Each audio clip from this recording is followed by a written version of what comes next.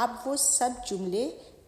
آپس میں ملا کر بچے کو دیجیے اور ایک کاغذ پر گلو کے ساتھ وہ درست جملہ آپس میں جوڑ کر چپکائے۔ ایک چیز یہ بھی ہو سکتی ہے ان سے چھوٹے بچوں کے لیے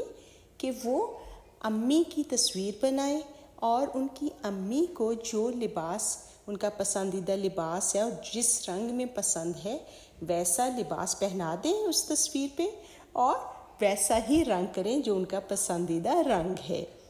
اور اس کے علاوہ آپ پرانی اخبار سے یا پرانی کتابوں سے مختلف پھلوں کی سبزیوں کی تصاویر کاٹ کے رکھ دیجئے اور بچے سے کہیے کہ وہ اپنی امی کی پسندیدہ خوراک جو ہے، جو پسندیدہ پھل یا سبزی ہے، وہ ان میں سے اٹھائیں